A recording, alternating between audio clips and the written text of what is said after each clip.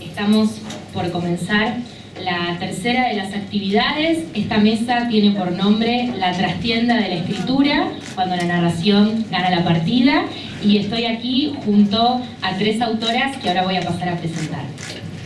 Primero, a Sonia Budassi, en el medio de la mesa, quien nació en Bahía Blanca en 1978, periodista, escritora y editora, cofundadora del sello de narrativa Tamarisco. Ha colaborado en distintos suplementos y revistas culturales como Radar, Bazar Americano, Acción e Infobae Cultura. Fue escritora y editora del sitio digital Anfibia durante 5 años. Trabajó como editora en revista Enie. Es autora de Mujeres de Dios, Cómo viven hoy las monjas y religiosas en la Argentina, Apache, En busca de Carlos Tevez y La frontera imposible, Israel-Palestina. También publicó los libros de ficción que pueden encontrar arriba en la feria, Los domingos son para dormir y el que está aquí, Periodismo, además de distintos cuentos en diversas antologías. Liliana Hecker nació en Buenos Aires en 1943, junto con Abelardo Castillo fundó 2 de las revistas literarias más destacadas en la literatura argentina y latinoamericana, El Escarabajo de Oro y El Ornitorrinco. Coordina talleres literarios en los que se han formado muchos de los mejores escritores y escritoras contemporáneos. Novelista, cuentista y ensayista, ha publicado numerosos títulos. Nombramos algunos de ellos que también los pueden encontrar en la feria, como Zona de Clivaje, El fin de la historia, Los cuentos reunidos y el reciente La trastienda de la escritura. Y luego, Silvia Itkin, quien nació en Buenos Aires en 1958 y vivió hasta los 17 en Misiones. Periodista, escritora y editora, ha estado a cargo de Ediciones B en Random House, trabajó en medios gráficos y audiovisuales, escribió por encargo y también compartió autoría de Estamos en el aire, una historia de la televisión argentina, con Carlos Ulanovsky y Pablo Sirven. Publicó el libro de cuentos Nunca terminamos de conocernos, también en la mesa y también arriba en la feria, y codirige la editorial de narrativa Obloshka, junto con Gastón Levin, cuyos libros también están arriba en la feria de autores. Bueno, ahora sí, la idea de esta mesa, que como les decía, tiene por título La trastienda de la escritura, cuando la narración gana la partida, teníamos ganas de tener, en este caso, una conversación sobre el proceso de creación, los gajes del oficio y sobre todo pensar, en la primera mesa pensamos en torno a la biografía, aquí lo que nos interesa pensar es más concretamente la narración y los cruces entre las autoras y la narración. Así que la primera pregunta, para dar un poco el arranque a esta conversación, es la siguiente. ¿De qué modos se motoriza la creación? ¿Cómo comenzamos a escribir? Quizás sea por una imagen, por un recuerdo, por una escena, por una sensación. Buenas tardes a todos, estoy muy contenta de estar acá. Estoy muy contenta de estar en compañía de Silvia y de Sonia y de Florencia. Y les quiero decir algo, para mí es muy significativo, porque yo hace muchísimos años que decidí no ir a ninguna de esas mesas que eran ¿existe una literatura femenina? O ¿cómo escriben las mujeres? Si yo estoy acá es porque creo que se está dando un movimiento totalmente distinto, fascinante, y que todas y todos tenemos que poner el hombro para iluminar este nuevo camino que se está presentando. Y además porque noto algo muy distinto. Cuando yo empecé a escribir, las mujeres no tenían año de nacimiento. Es decir, los hombres habían nacido en un año determinado, pero las mujeres no tenían año de nacimiento, o cuando lo tenían lo iban tergiversando. Yo siempre lo puse desde el primer día y lo sigo poniendo, y tengo 76 años para que no hagan la cuenta.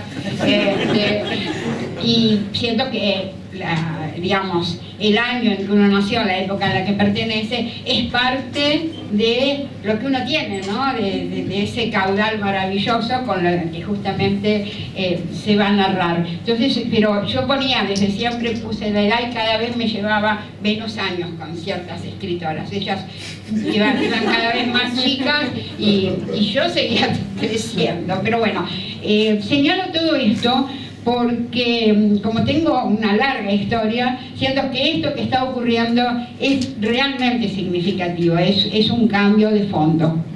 Así que celebro por diversas razones estar acá. Justamente la pregunta me dispara para todos lados porque escribí este libro, La trastienda de la escritura, un poco no dando recetas.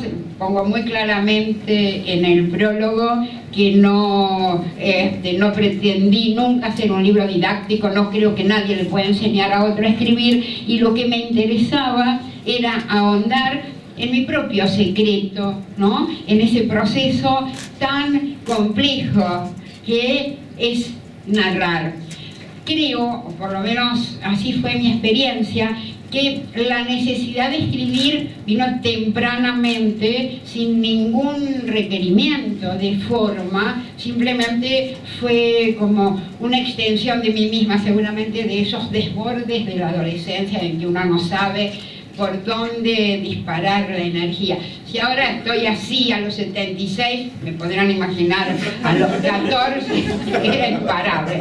Creo que empecé a escribir nada más que porque no sabía qué hacer con todo lo que me desbordaba en cuanto al físico, a correr, etcétera, y a estar continuamente maquinando. No pensé de ninguna manera ni ser escritora para escritores para mí eran los otros, esos que yo leía maravillada, ¿no? Ni pensé en la ficción. Empecé, sí, 2 novelas a los 14 años, 2 novelas que iban a tener 10 tomos cada una y que por supuesto terminaron en el 2.º capítulo.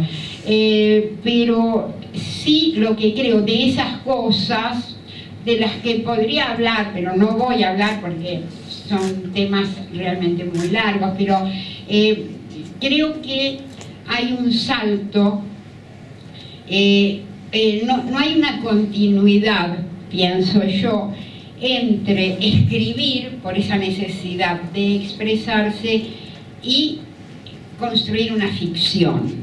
En la ficción uno se está expresando seguramente a través de otros personajes, o aún, si es en primera persona, a través del personaje que es uno mismo. Yo puedo contar cómo di ese salto, porque es una historia, la cuento en el libro, pero para mí es significativa y seguramente tiene que ver con esta feria de autoras, ¿no? Con que ahora estemos muchas autoras. Cuando yo entré al Grillo de Papel, la composición de la mesa en el Café de los Angelitos era los jóvenes escritores, las novias de los jóvenes escritores y yo. Eso era realmente, yo tenía 16 años e iba por las mías y había escrito varias cosas, había inventado un género literario que le había gustado a Abelardo Castillo. Cuando yo nombro a Abelardo Castillo, no piensen en ese escritor que en este momento es un clásico en la literatura argentina, sino en un muchacho de 24 años que había publicado solamente El Marica, ¿no? Pero que era realmente deslumbrante. Bueno, y yo andaba con mi carpetita, con mis cosas, y para mayo yo había empezado a ir a las reuniones en enero. Hoy, 28 de septiembre de 2019, el Grillo de Papel cumple 60 años. Es un día muy significativo para mí. Yo no estuve en esa fundación, aparecí en la revista a los 16 años, 4 meses después, pero me cambió la vida. Entonces para mí es un día importante y me gusta estar acá con ustedes celebrándolo. En ese momento habían decidido publicarme algún texto en el número 4, que estaba por salir, el número 4 del Grillo de Papel. Yo fui a una de las reuniones del Café de los Angelitos con mi carpeta Rivadavia y las cosas que había. No, ya las tenía pasadas a máquina porque me iban a publicar.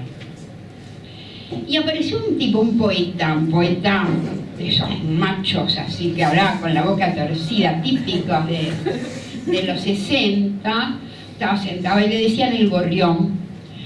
Y después me enteré que era un poco loco, pero bueno, no importa. Y entonces, sin el menor respeto, sin pedirme siquiera autorización, a ver cómo son esas cosas que escribís, me agarró mis escritos. Yo no le había pedido ni opinión, ni autorización a leerme, ¿no? Y entonces lee, y entonces después me dice así torciendo un poco la boca: Sí, me dice, está bien, pero no es un cuento. En los cuentos la gente usa sombrero, fuma, tiene tos. Yo sinceramente hubiese querido matarlo. Si hubiese podido lo mataba, no podía matarlo, no podía hacer nada. Pero entonces, al día siguiente, que era sábado, en la Royal de 1948, que me había prestado el novio de mi hermana, decidí, ahora voy a escribir un cuento. Y sí, lo hice por amor propio. Digo esto para que se entienda qué complejos a veces pueden ser los caminos para llegar a la ficción. Yo lo hice por amor propio. Me senté ante la máquina sin tener la más remota idea de qué iba a escribir, y escribí la frase inaugural. ¿De dónde salió? No lo sé, yo escribí. A veces me da una risa. Siempre me gustó que mi narrativa se inaugurara con esa frase, con la frase "a veces me da una risa". Y empecé, fue una cosa extraordinaria, porque empecé a escribir desde la voz de otra. Era una nena, pero no era yo.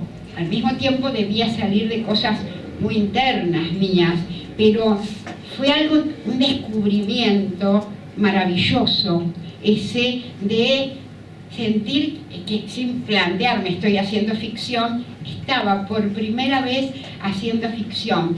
Es decir, construyendo algo que sin duda me debía importar mucho, pero a través de otra voz, ¿no? Y seguí escribiendo, y en un momento me detuve y dije, ¿y ahora cómo sigo?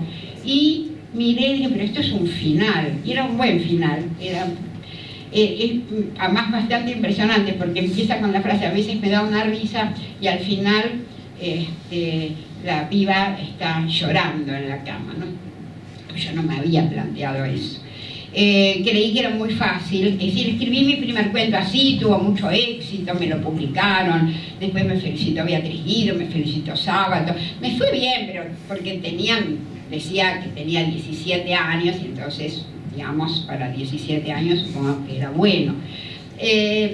Nunca más escribí una ficción así, nunca más escribí una ficción así. Creí que era muy fácil, y después me di cuenta, y eso va a ser tema para después, que la ficción, eso de poder construir a través de experiencias propias, de experiencias ajenas, de cruces, de locuras que a uno se le ocurren, de pesadillas, de miedos, construir el relato, construir un relato que tiene una significación. Yo lo que siempre sostengo es que la ficción, ¿no?, construye sentido. Aquello que, es decir, la vida es un continuo, ¿no es cierto? Y sin embargo, y después ya lo dijo y después entramos en el tema, hay ciertas pequeñísimas situaciones que a un escritor, a una escritora, los movilizan, los llevan.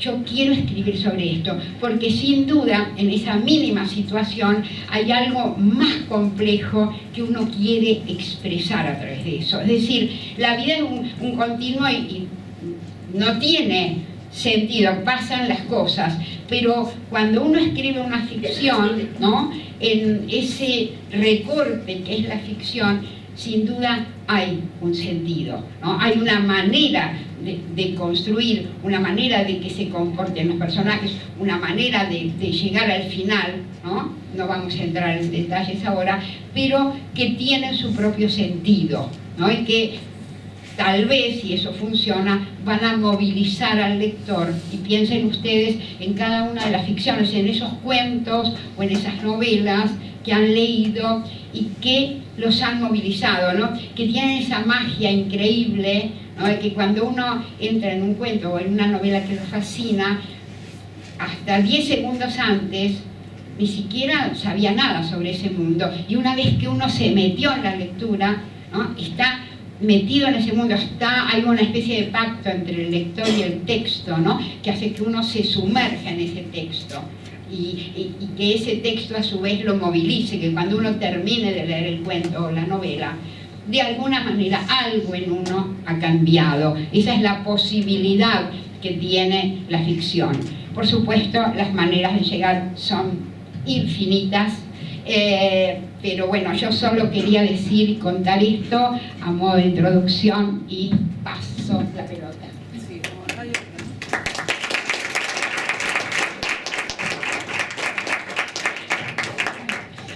Sonia me pasó la posta que le correspondía a ella. Bueno, yo estoy súper agradecida y muy feliz de estar acá. Es un recontra lugar común decir que un lugar es como una familia, pero en mi caso es literal. Di años, durante 12 años di clases, me estoy encontrando con gente muy querida. Bueno, en fin, armé una familia estando acá también, así que es muy importante y me encanta que haya una feria de escritoras. Igual quiero decir que la pregunta sobre la literatura femenina me hizo dar un salto y decir no, de ninguna manera, esto es una cuestión que quedó al final de la década del 80 y que no vamos a volver a discutir. Sencillamente porque me parece que hoy plantearlo de femenina o no, corremos el riesgo de morir de literalidad, que la corrección política ahogue los mejores textos. Y que en realidad creo que no hay que fechar los libros, porque si hoy por hoy leemos libros con determinados contenidos y creemos que estamos haciendo una literatura feminista, ponele, lo que estamos haciendo es ponerle una fecha de vencimiento. Esos libros sí hay cosas que van a superar cuestiones temáticas, y por otro lado una novela con 2 mujeres o 3 mujeres tampoco habla necesariamente de feminismo. A mí me parece que los caminos de la creación literaria transcurren bastante por afuera, aunque obviamente se leen en contexto y la época mete su presión y mete sus bocadillos y también se mete para mal. Entonces digo, el hecho que seamos hoy convocadas escritoras me parece que no habla de lo femenino y de lo feminista, sencillamente me parece que sí hay en los últimos años una producción y una participación pública creciente de mujeres que escribimos, editamos o pensamos acerca de, y eso me parece genial en términos políticos. Pero ojo, cuando abrimos un libro, cómo llega eso al texto, si no le estamos haciendo una zancadilla o lo estamos ayudando. Eso en principio. En mi caso el comienzo es bastante raro y muy tardío, porque yo escribo desde hace muchísimos años, solamente el periodismo me sirvió de coartada para quedarme atrás y no publicar y no asumirme como escritora, cosa que todavía me sigue pareciendo rarísimo, hasta que finalmente, después de muchos años de trabajo, publiqué un libro de cuentos el año pasado. Y es lo más parecido a certificar algo, porque hacer algo público te da como una identidad para los demás. Para mí esa identidad todavía la intimidad es algo en ciernes, es algo que se trabaja día a día. El modo en que aparece en mis ficciones siempre es muy aleatorio. Digamos, puede ser una frase. A mí me gusta mucho la ficción de personajes, me gusta mucho escuchar la voz de los personajes y escribir para saber quiénes son. Pensaba también en relación a lo femenino, pensaba que en mis cuentos, en los cuentos publicados, ¿no? Hay una, digamos, a mí me interesa mucho el mundo de los vínculos y los mundos cerrados, familiares, con sus secretos y demás, y yo pensé, bueno, ¿y eso es algo inherente a lo femenino? Pero no lo sé. Ahora estoy buscando otras cosas cuando escribo, digamos, muy distintas a las voces que aparecen en ese libro. Pero bueno, me parece que un poco creo que cada una de nosotras tenemos una manera en que la ficción irrumpe, ¿no? Y también de reconocer cuando irrumpe esa ficción, ¿no? Porque cosas para contar creo que tenemos todos.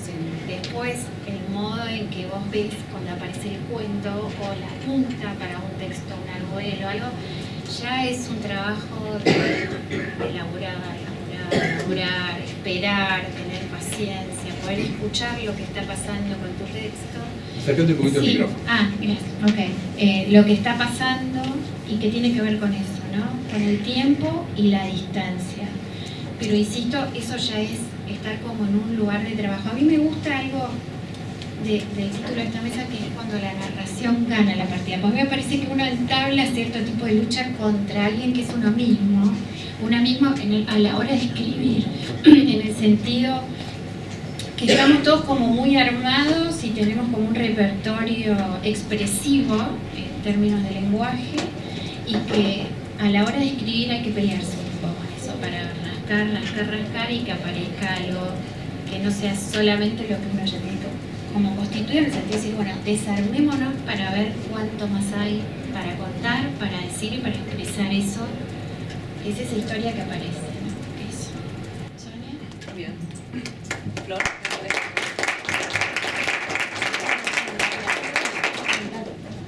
Bueno, vengo, como tantos otros, de escuchar a Lori Moore, y me dijeron que en el Cervantes, en realidad no lo dijo hoy, citó un cuento de ella que está en el libro Autoayuda, que no me acuerdo el título con precisión, pero tiene que ver como cómo convertirte en escritora o algo similar. Es así, ¿no? El título. Y es interesante porque en un punto desaconseja convertirte en escritora, cosa que me parece una cosa muy inteligente. Yo creo que los que nos dedicamos a escribir lo hacemos porque no nos queda otra, digamos. En mi caso nunca pensé que iba a ser escritora, porque ni siquiera me podía imaginar que existía esa figura, que existiera. Pero sí me pasó de escribir pavadas espantosas desde los 8 años, y les ponía, como para darle algún tipo de jerarquía, les dibujaba como unas maripositas y unos árboles y unos perritos, y después cuando venían determinadas amigas a jugar a casa, las sentaba con todo mi entusiasmo y les decía, bueno, ya que terminamos de jugar a las muñecas, ¿ahora podemos jugar a la redacción? Me quedé sin amigas inmediatamente, imagínense. Y con redacción me refería no a la redacción periodística, que tampoco tenía idea de qué era, sino a, viste, cuando en la escuela antes te decían, bueno, hoy vamos a hacer una redacción sobre el tema la vaca. Entonces tenías que escribir, y esa era mi manera de denominar, digamos, lo que en mi imaginación era un cuento. Dicho esto, creo que bueno, hay casos en los que se te da de manera, nunca terminé nunca paré de escribir. Por suerte después tuve oportunidades de relacionarme con gente que me enseñó mucho y que, digamos, me pudo guiar en esa instancia de la que hablaba Silvia, que tiene que ver con el trabajo, ¿sí? Porque no todas nuestras ocurrencias van a derivar necesariamente en ficciones. Sí creo que no hay que contenerse, ¿no? Cuando sentís el bichito, no sé, el otro día viajé por trabajo a Mendoza y me crucé con una señora con determinadas características y me senté ahí para escribir, y bueno, después voy a descubrir por qué esa señora me parecía tan relevante y tenía que ver con una preocupación muy mía, y en general ciertas preocupaciones terminan en el laboratorio de la ficción, ciertas preocupaciones, ciertos problemas. En mi caso me di cuenta posteriormente, por ejemplo, de que mi primer libro de ficción tiene mucho que ver con los estereotipos y con los relatos formateados de los cuentos de hadas, que tienen mucho que ver con los formatos del amor que nos vende Hollywood y que nos venden las telenovelas latinoamericanas, inclusive las argentinas, toda la industria cultural pop, y el choque con lo real, entre muchas comillas, ¿no? Digamos, como con el modelo que uno quiere encajar, y me di cuenta que tenía que ver con la migración interna en Argentina, que me interesa mucho, pero bueno, ese fue como una cuestión posterior. Sí creo que cualquier imagen, cualquier preocupación sirve, pero bueno, después hay que rever los elementos.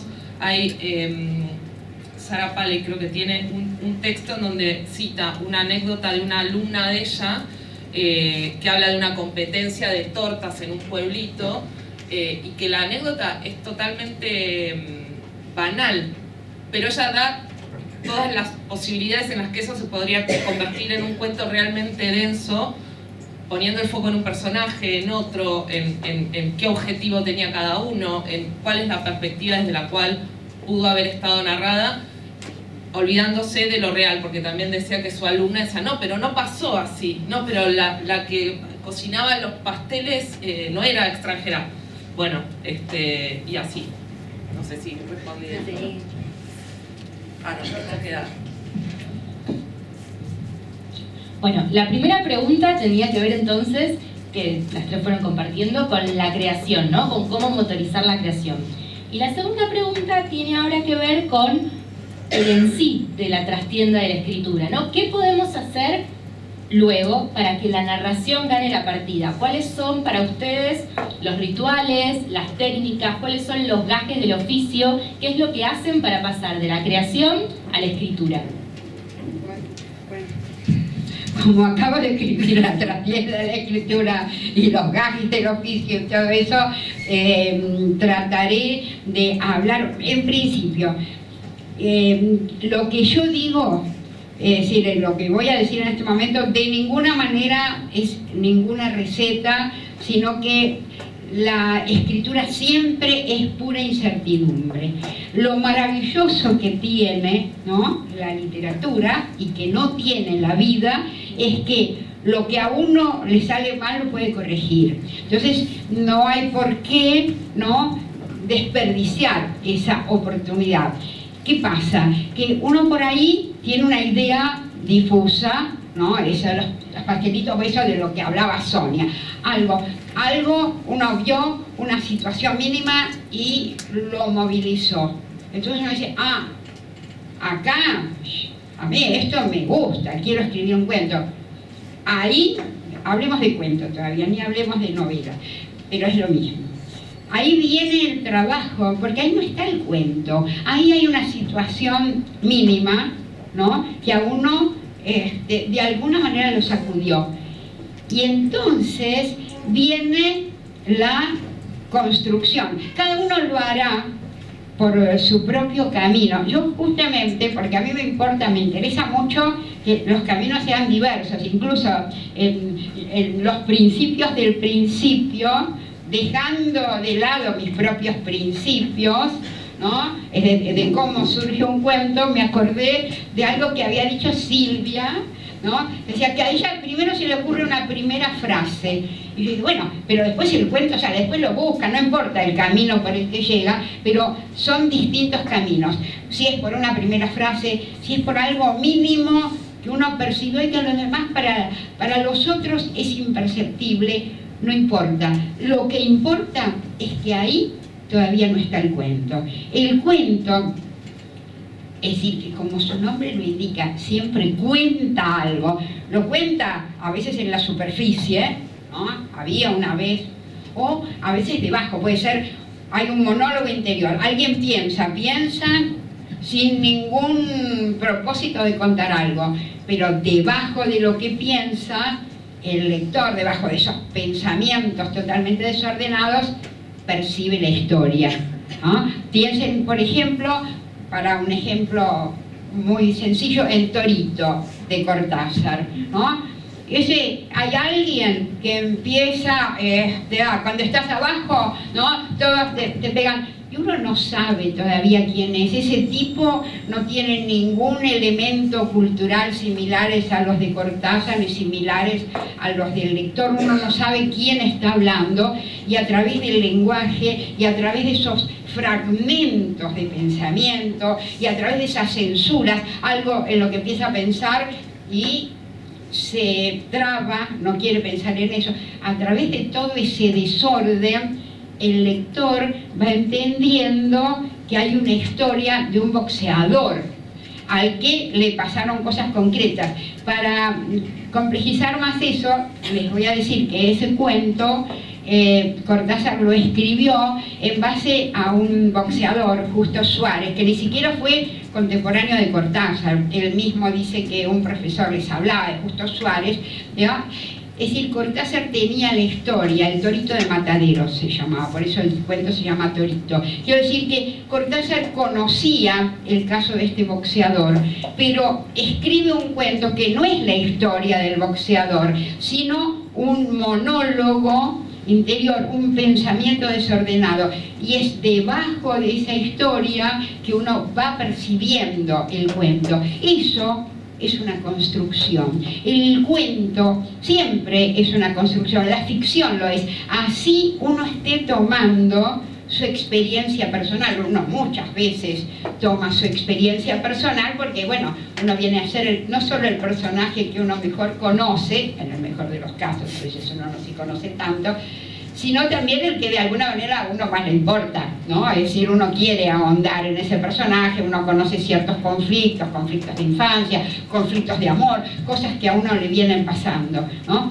Pero aún esa experiencia personal, ¿no?, tampoco es un hecho literario, porque mi experiencia personal viene pero totalmente significada por una cantidad de cosas que me pasaron a mí. Yo le doy importancia a un hecho determinado porque un montón de cosas me lo significan, pero cuando yo tengo 10 páginas para escribir un cuento, no tengo esa posibilidad de contar toda mi historia antes para que el lector entienda. Entonces, ¿qué tengo que hacer? Tengo que encontrar ciertas situaciones, tal vez un recuerdo, tal vez una asociación del personaje que permiten que ese lector que va a leer mi historia le dé la significación que de alguna manera tiene para mí. Eso en general es trabajo, eso es búsqueda, eso es una búsqueda creadora, una búsqueda maravillosa.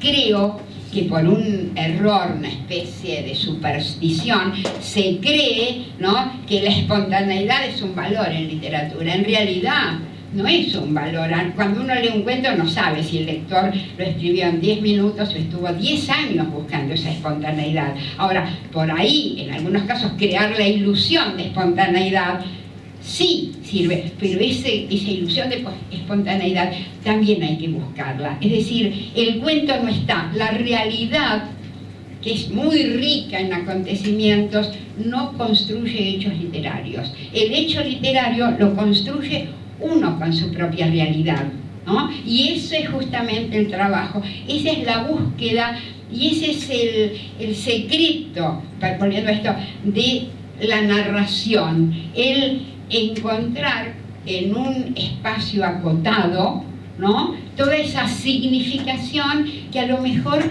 yo de una manera borrosa percibí cuando pasó un pequeño acontecimiento o tuve una pesadilla o se me ocurrió una idea loca. A uno a veces se le cruzan ideas totalmente locas. Yo cito en el libro, porque me encantó, en una de las charlas de Bienvenido Bob, un ciclo hermoso de lectura, estaba un escritor joven, Enrique de Carli, que leyó un cuento notable en que un tipo tenía una silla en la nariz. Y el cuento es buenísimo, un cuento absurdo, buenísimo, ¿no? Y él contó que en realidad se le ocurrió cuando a un tipo le dijo: uy, ¿qué te pasó en la nariz? No sabes, me tragué una silla.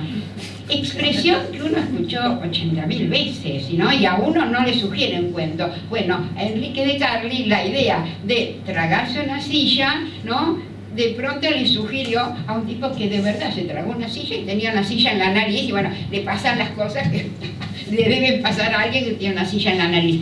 Así de compleja y así de maravillosa es la creación de una ficción, con cosas que pertenecen a la realidad y que después le dicen cosas al lector. Uno lo toma de cosas que a uno lo impactaron y tal vez produzca en otro un impacto, pero todo ese trabajo, ¿no?, de expresar lo que a uno le impactó y comunicárselo a otro es un trabajo realmente. Eso para mí es el trabajo creador.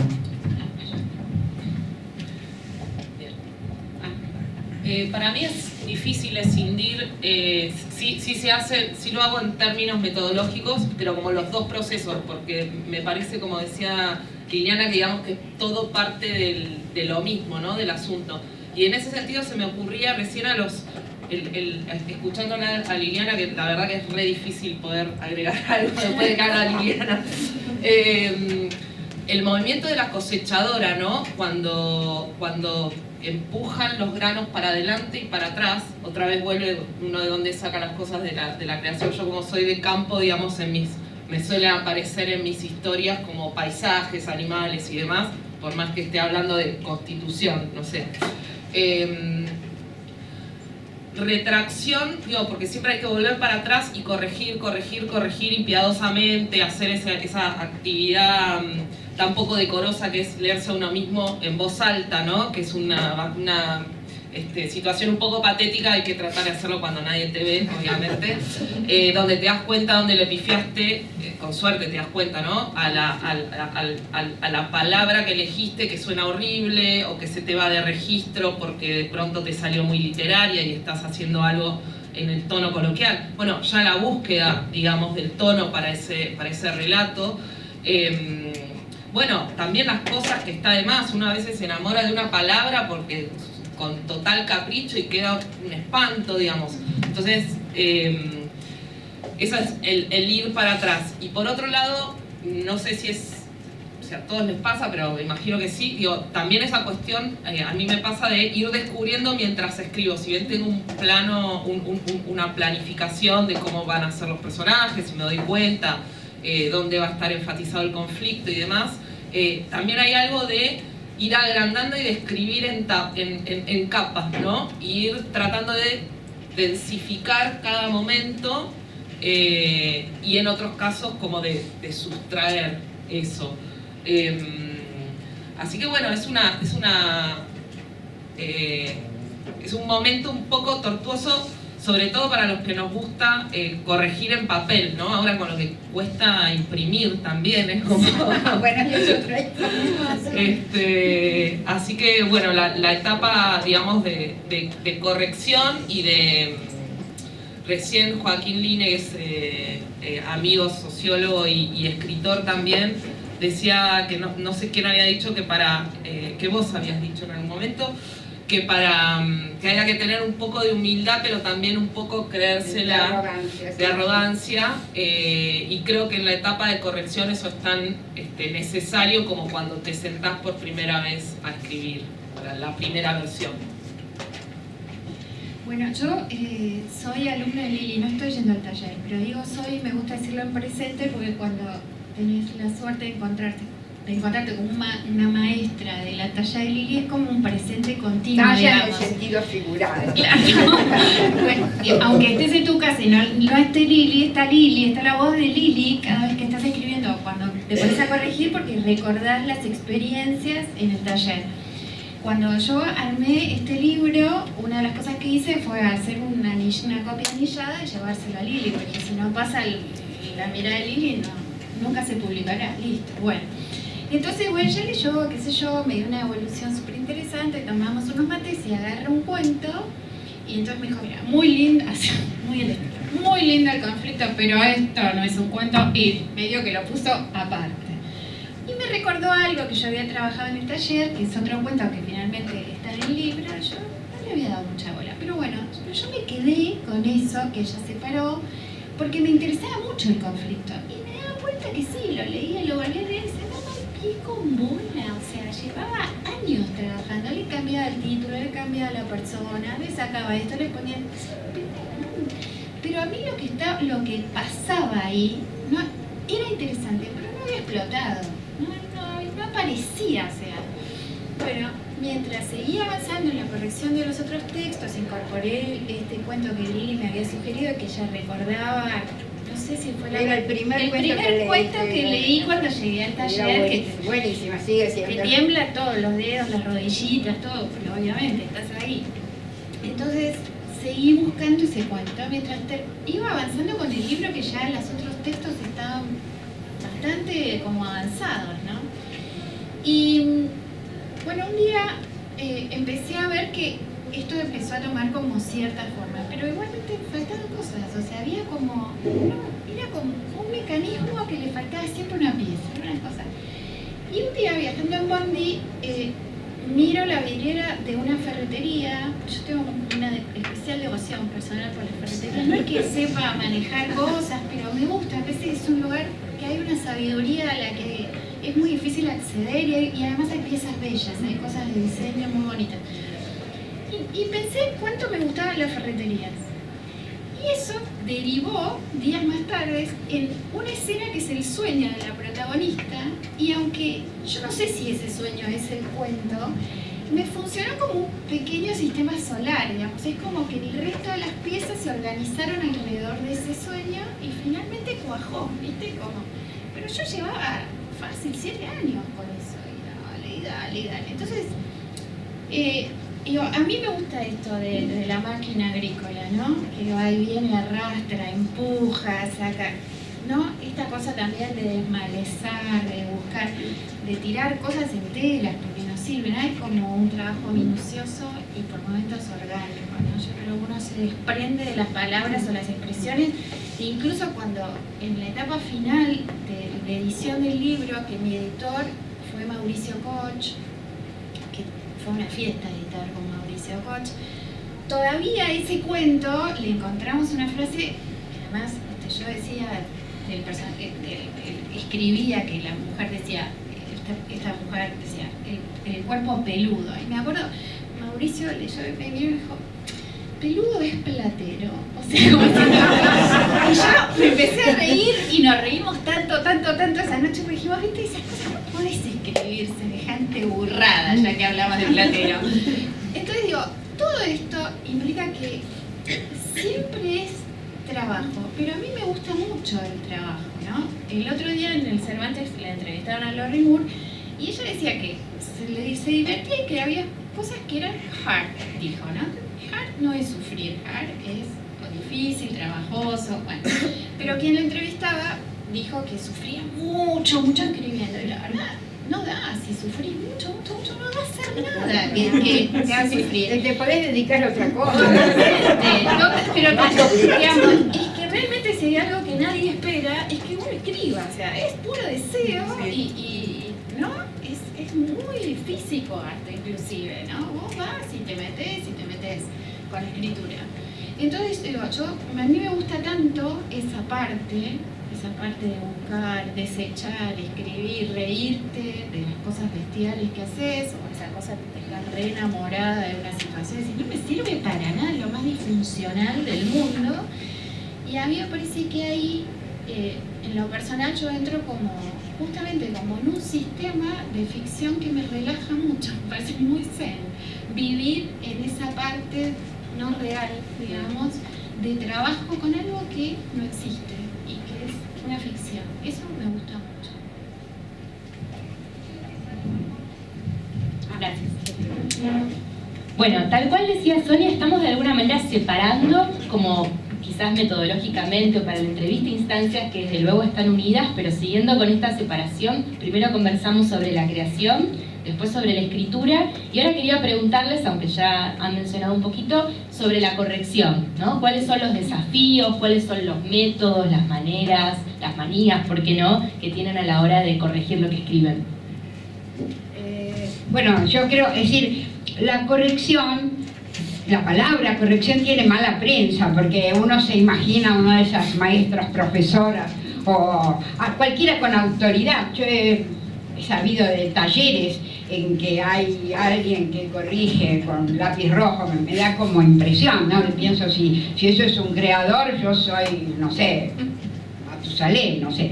Pero bueno, entonces tiene mala prensa no corregir. Pero lo que pasa es que en el acto creador, como creo lo dijo Silvia, lo dijo Sonia, y lo dije yo, y lo puede decir cualquier escritor, lo podría decir Borges, y lo podría decir Thomas Mann, y lo podría decir Tolstoy. Cualquiera podría decir que hay una búsqueda de lo que uno quiere hacer. La primera versión, suelo decirlo, es nada más que un mal necesario, algo que uno necesita para trabajar sobre eso. Es una posibilidad hermosa, ¿no? Es decir, esa búsqueda, y esa búsqueda en realidad es decir, nunca termina. Uno en algún momento se cansa y bueno, listo, ya está, y lo publico, y seguramente si hay una reedición uno va a encontrar una palabra que no está bien. Fíjense las versiones de Borges. Borges corrige los cuentos de una edición a otra. Abelardo Castillo escribió La madre de Ernesto, que es un cuento antológico, lo escribió cuando tenía 25 años y el cuento era antológico realmente ya en ese momento. Sin embargo, yo creo que hasta la última edición siguió corrigiéndole algo, porque uno siempre va a descubrir algo más y entonces a lo mejor el lector ni lo advierte, pero uno siente no. Justamente lo que hablaba son esas palabras de las que uno se enamora, pero de pronto dice, no, esto no va para nada, o a veces uno se enamora de un principio, de un comienzo, ¿no? Entonces lo trabaja y lo trabaja y lo trabaja y después se da cuenta, sí, es un buen comienzo, pero no conduce a nada. De hecho, uno se queda trabado en ese comienzo. Lo mejor es soltar amarras y seguir y uno ya encontrará el buen comienzo hacia el final. Esa es otra posibilidad. A veces uno encuentra el comienzo cuando ya tiene todo el cuento, porque recién cuando llega al final se da cuenta de que el cuento empezó en el momento inoportuno. Ya no, pero ¿qué pasa si en lugar de empezarlo en este primer párrafo lo empiezo en el segundo? Y a uno se le abre un mundo, ¿no? Es decir, todo eso es la corrección. La imagen que yo uso habitualmente es la de Miguel Ángel ante el bloque de mármol. El Moisés está ahí adentro. Ahora, hay que encontrarlo, ¿no? Y esa búsqueda del Moisés adentro del bloque de mármol es lo mismo que la corrección para un escritor. Yo personalmente, igual que lo que decía Sonia, necesito físicamente incluso corregir en papel. Así que yo escribo en la computadora, después imprimo, y entonces ese acto físico, ¿no? De tachar una palabra, de sacar una flechita para afuera y anotar una palabra, ¿no? Agarrar todo, envolver todo un párrafo y llevarlo para arriba o para abajo. Para mí es un acto casi lleno de sensualidad, ¿no? Hay algo muy, muy bello en todo ese trabajo y de verdad necesito ese acto físico. De cualquier manera no hay reglas para eso, es decir, alguien corregirá directamente sobre la computadora. La verdad que para eso sí que no hay reglas, hay montones y hace un ratito Florencia habló de manías y creo que cada uno de nosotros y nosotras tiene sus manías. Por ahí necesitas escuchar música, cierto tipo de música, o estar tomando mate. Yo cuando fumaba, es decir, no podía estar sin fumar al punto de que a veces me daba cuenta que tenía 3 o 4 cigarrillos encendidos. Cuando dejé de fumar, de pronto en algún momento me planteé, no podía escribir, digo, bueno, prefiero morir tuberculosa a dejar la literatura, volveré a fumar. Pero después me di cuenta que en realidad era una coartada, que uno por ahí se sienta porque tiene una idea de un cuento y todavía no se le ocurre nada, y encender un cigarrillo era ritualmente iniciar el acto de la escritura. Y dije, bueno, ¿para qué voy a tener coartada? Me quedo, espero hasta que se me ocurre algo y salvo los pulmones. Y de hecho pude finalmente escribir sin fumar, pero necesito el mate, necesito a mis gatos que se pasean y que son realmente muy movilizadores. En fin, uno necesita todo un ámbito que se está creando, y yo en particular necesito el papel. Para mí tanto la lectura como la escritura ocurren en papel. Escribo en la computadora, pero necesito el papel. Y realmente, créanme que la corrección, sáquense la mala prensa que tiene la palabra corregir, la palabra corrección. ¿Saben por qué tiene mala prensa? Porque se supone que hay una autoridad, ¿no?, que dice esto hay que hacerlo así o esto hay que hacerlo así, que es lo más contrario a la creación. Pero cuando la corrección es sinónimo de búsqueda, de una búsqueda personal, de eso preciso que uno quiere decir, de eso que uno quiere comunicar, de ese efecto que uno quiso causar, ese golpe estético, ¿no? Cuando uno va buscando y poco a poco va encontrando eso que quiere decir, la corrección es un acto bellísimo y para mí el acto creador por excelencia. Bueno, sí, me siento como muy identificada y también con lo de Silvia, ¿no? Que es apasionante. Digo, uno termina, yo me encuentro como una loca que me falta acá como un bonete riéndome sola, ¿no? Es como, había una repetición de palabras, la encontré. Y así también, bueno, cuando uno decís, uy, esta no me... Y decís, va esta. Y también esas flechas, ¿viste? Esas codificaciones de este párrafo tendría que ir acá, entonces le pones A y el otro B y después números y después ya termina haciendo dibujitos, ¿viste? Que es un caos, pero bueno, que uno después lo pasa en la compu. Y creo que también tiene mala prensa y es un momento muy placentero porque tiene que ver con esto, con la búsqueda e incluso con lo lúdico, ¿no? Con esto de poder ir cambiando, de poder ir cercenando, de poder ir sumando cosas. La materialidad del papel es fantástica, pero al margen también sigo pensando que, bueno, quedo como una persona de ambiciones muy modestas, pero quizá lo sea. Uno de los mejores inventos de la humanidad para mí no es ni la penicilina, ni internet, ni el avión, sino el procesador de texto, el Word. Sí, eso de poder cambiar y volver a cambiar y deshacer, incluso cuando uno se encariña mucho con una frase, con un párrafo, pero te das cuenta que no tiene nada que ver con el tono general del texto, el autoengaño, el engañapichanga placentero es decir, bueno, esto me lo guardo en otro Word que va a ser genial para otro texto. Probablemente quede ahí en un cajón del olvido y probablemente no era tan genial como nos parecía en ese momento y no sirve para nada. Pero creo que es una fase muy importante lo de leer en voz alta, que ya lo dije, es fundamental, y también tener 2 o 3 personas que uno confíe y que te puedan decir que uno confíe en su criterio, que uno confíe en sus lecturas, ¿no? Y que te puedan decir, porque siempre está lleno, ¿no? Que te dicen, no, está buenísimo. O sea, hay que huir de las personas que te dicen que está buenísimo. Porque en general la gente es eso, ¿viste? Como, ¿qué te va a decir? Es amable. Claro. Así que eso. Y también me parece que forma parte en todo el proceso detectar los temas o los referentes o los antirreferentes de lo que uno está trabajando y leer también. A mí muchas veces me sirve cuando estás trabado, no sabes, perdés el criterio. Es más, tengo un libro arbitrario que leo cuando estoy trabada incluso en la corrección, que son los diarios de Chiver, que los puedo abrir por cualquier lado y también es una cosa hasta ritual. Y también extraño fumar cuando Yo ya no, pero yo sigo extrañando. Tomo algo que dijo Sonia cuando llega el momento de darlo a leer. A mí me parece que ahí se inicia como una segunda etapa de la corrección. Igual recuerdo algo que contó una vez Cartoon, que cuando él era jovencito y tenía ahí sus contemporáneos dramaturgos, se mostraban todo el tiempo cosas, se mostraban.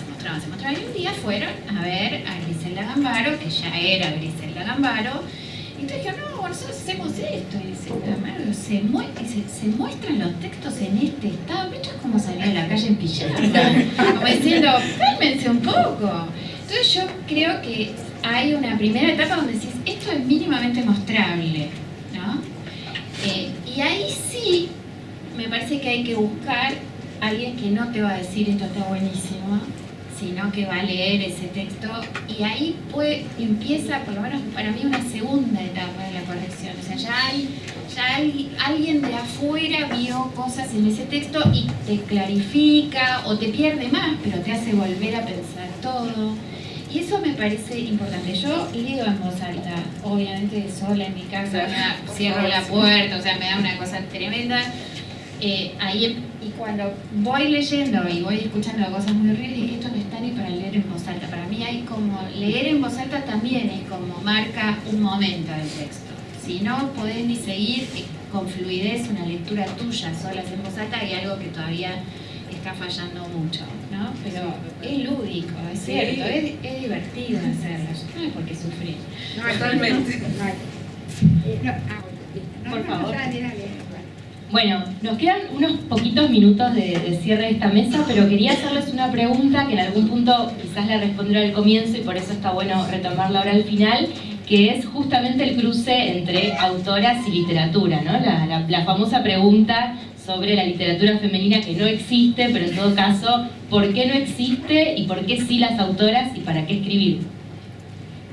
Bueno, sí, a mí siempre sobre todo en mis comienzos, me conflictuaba mucho porque lo que se llamaba la literatura femenina eran tres escritoras muy distintas. Una, Silvina Bullrich, que era autora de bestsellers, Martha Lynch, con talento, sin duda, y muy controvertida sobre lo ideológico y, bueno, en muchas cosas. Y Beatriz Guido, que era muy loca, pero una excelente narradora. Pero más allá de los talentos diversos de cada una, eran una institución, eran la literatura femenina, vendían, ¿no?, sus libros porque era la literatura femenina, y a raíz de eso y de otras cosas que me pasaron, que no voy a contar ahora, yo escribí Las hermanas de Shakespeare, porque se decía, si esto es la literatura femenina, yo a esto no pertenezco, yo pertenezco a la literatura. Y yo creo que lo que tienen, y lo sigo creyendo, ¿no?, y eso cada vez se nota más y ya no se habla casi de literatura femenina, creo que en la medida en que se va ampliando el campo de quienes escriben, se va ampliando el campo de la experiencia, pero es decir, que en la medida en que las mujeres empiezan a escribir, empieza a ampliarse también el punto de vista. No creo tampoco que haya un punto de vista femenino. Creo que una escritora, un escritor es el cruce de muchos elementos que influyen, es decir, el lugar donde se nació, el género al que se pertenece, la opción sexual que cada uno tiene, la nariz que cada uno tiene, la locura personal, todo eso, y no solo el ser hombre o mujer como cosa dominante, es lo que va a marcar una literatura. Y también creo, y realmente lo creo, decir eso es algo que tuve muy claro desde el principio, ¿no?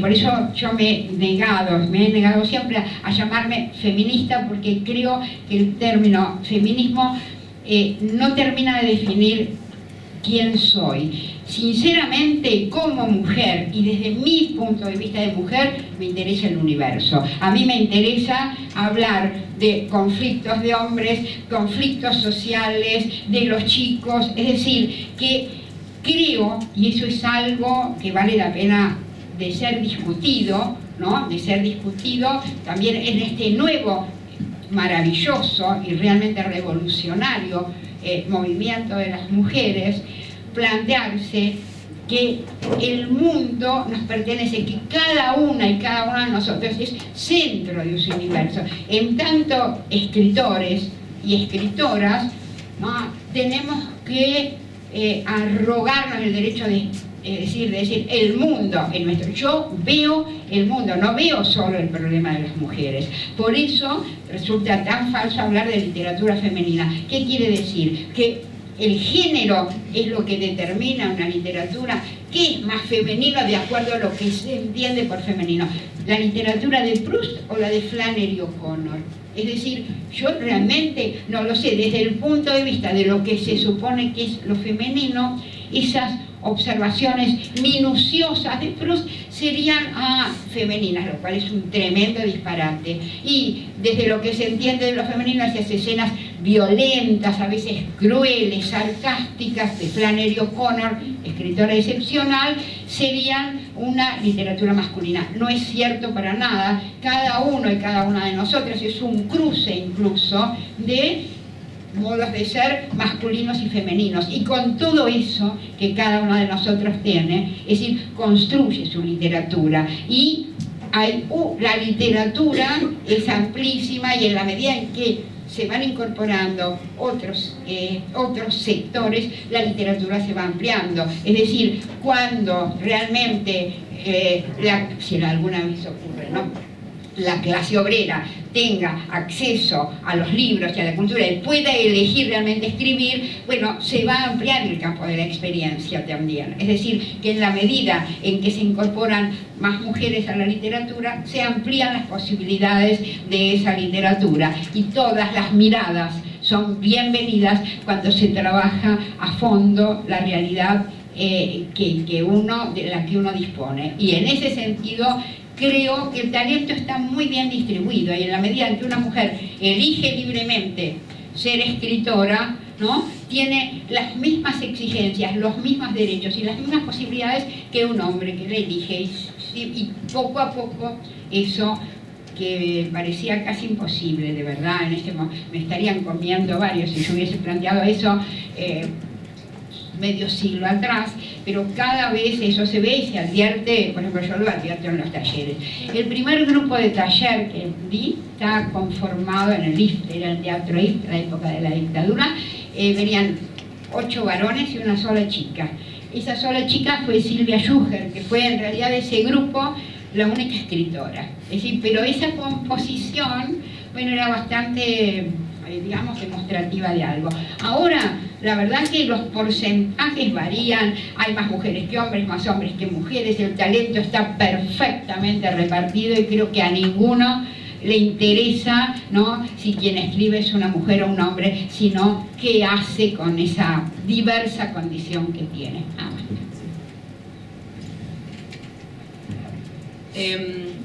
Bueno, yo quería, es complejo el tema, se me vienen como unos pequeños punteos. En primer lugar, la conciencia de que nosotras somos muy privilegiadas, la conciencia de que el machismo, digo, estamos acá, todas comimos hoy y demás. Sin embargo, creo que también hay discusiones todavía pendientes que tienen que ver con el cupo, por ejemplo, en determinadas áreas. Y es interesante lo de cómo los términos se van naturalizando y se les van adhiriendo connotaciones positivas o negativas, ¿no? Por ejemplo, pensaba en lo que decían de literatura femenina y recuerdo que, o mi hipótesis es que es una terminología que tiene mala prensa por una cuestión excepcional, fundamentalmente patriarcal, que tiene que ver con el lugar de los escritores chongos, ¿no?, que la vienen teniendo ese lugar desde hace 1000 años y les cuesta como sacarse el traje de machirulos de una manera tremenda. Por ahí ahora les da un poquito más de vergüenza y hacen las cosas que gritaban antes, ahora las dicen como por los grupos de WhatsApp. Pero, por ejemplo, gran escritor, Alan Pauls, escribe sobre el amor, pero qué persona sofisticada, qué sensible. Ahora, una escritora escribe sobre el amor, literatura femenina, ¿viste? Esas cosas de minitas. Y mis citas son textuales, ¿sí? Lo he escuchado y yo, que soy una pajuerana que viene de la provincia del sur de la Puerta de la Patagonia, Bahía Blanca, tenía como una ilusión positivista de que pensaba, bueno, en Buenos Aires y los hombres que llegaron a ir a la universidad y de repente, yo no tuve una muy buena educación en el colegio secundario, van a tener muchas más herramientas para trabajar para la igualdad. Y la verdad que me súper decepcioné. Las personas más vinculadas, los hombres más vinculados a la cultura terminaron siendo, en mi experiencia, estoy generalizando y hablando desde mi punto de vista, incluso más machistas que personas que no habían tenido la suerte de pasar por la universidad. Sí me ha pasado de estar en Feria del Libro de Buenos Aires, trabajando en una redacción de un suplemento de cultura y que fuéramos todas mujeres en la mesa y que mis editores se burlaban y que, ¿y ya decidieron las minitas que se van a poner para su mesa en la feria? Pero son pelotudos, es decir, ¿qué de una persona? Se ha dicho la verdad. No, pero de verdad, es decir, no tomemos hay mujeres también taradas, es decir, no tomemos como modelo a los tarados, es decir, hay que imponer la literatura, uno hace lo que quiere hacer y no pensar, bueno, si Alan Pauls, es decir, algún problema debe tener para despreciar a la mujer algo le No, perdón si me expliqué mal, no es que Alan Pauls haya dicho eso, ¿no? Digo, lectores que decían, qué buena novela de Alan Pauls, pero ahora la vara era distinta para juzgar a una mujer. Sí, también hay varas, es decir, en general, no pensemos en la gente que juzga mal, está lleno de gente que juzga mal, pero en realidad, si uno, es decir, hace su propia literatura, y esto es lo que tiene que escribir, a la larga va a haber el mismo reconocimiento, vas a ocupar el lugar que ocupás, es decir, por los lectores. Ahora, hay gente tarada, no hay ninguna duda, no hay que preocuparse por eso, hay que hacer la obra de uno, hay que constituirse, y decir, esta soy yo. Yo te digo realmente, a mí me tocó una época mucho más difícil, y bueno, quería hacer una crítica a David Viñas a los 19 años, lo hice pelota, y Viñas me miraba, Viñas arreglaba todas las piñas, y cuando me miró a mí dijo, esto, ¿qué iba a hacer? Me iba a pisar, no puede ser nada. Entonces, creo realmente que no hay que preocuparse por las que dicen, ay, se eligieron el modelito. Sí, querida, nos elegimos el modelito, y encima somos buenas escritoras y pensamos bien. Sí, pero no. Es interesante igual pensar las cosas que tenemos naturalizadas. Como eso, digo, creo que todavía la mirada más hegemónica sigue siendo como la del varón, como la que es la normal, todavía. Igualmente está bueno que lo cuestionemos y, digamos, hemos generado incluso estos espacios de discusión, y las discusiones al interior del feminismo me parece lo más apasionante del mundo. Sí. No me preocupa nada cuando dicen, bueno, estas quieren tal cosa y tal. Bueno, y sí, buenísimo, no hay ningún problema. Perturban, es perturbador, así que vos no te Claro. Es difícil darle cierre, pero tenemos que dejar para la próxima. Silvia, si querés decir una palabra. Sí, brevísima. Yo soy feminista, desde hace muchísimo tiempo milité en el retorno de la democracia, cuando la Secretaría de la Mujer estaba a cargo de Cita Montes de Oca. Fue un periodo muy interesante, y cómo habrán cambiado las cosas, que en ese momento la cosa estaba dividida así, una cosa era el movimiento de mujeres y otra cosa era el feminismo. Mirá todo lo que hemos avanzado. Me gusta mucho, me constituye políticamente frente al mundo, soy feminista, me encanta reivindicarme como tal. Ahora, cuando me siento a escribir, no encuentro absolutamente nada del feminismo que trato de practicar y predicar en mi vida cotidiana, en lo que escribo. O sea, digamos, no hay nada de eso que vuelva diciendo, mirá, hay que hablar de estos temas, esto es así, esto es asá. No, o sea, le tengo terror a la corrección política a la hora de escribir, terror. Me genera como una alerta enorme. Creo que es muy interesante el tiempo que estamos viviendo, probablemente en los últimos años de la Argentina, de esta horrible oscuridad, de esta pesadilla. Yo creo que el movimiento de mujeres y el feminismo, que hoy es todo lo mismo, ha hecho probablemente el trabajo político en lo cotidiano más interesante, más fuerte, más pregnante, más revolucionario, y creo que vamos a seguir así las chicas. Bueno, muchísimas gracias a las chicas.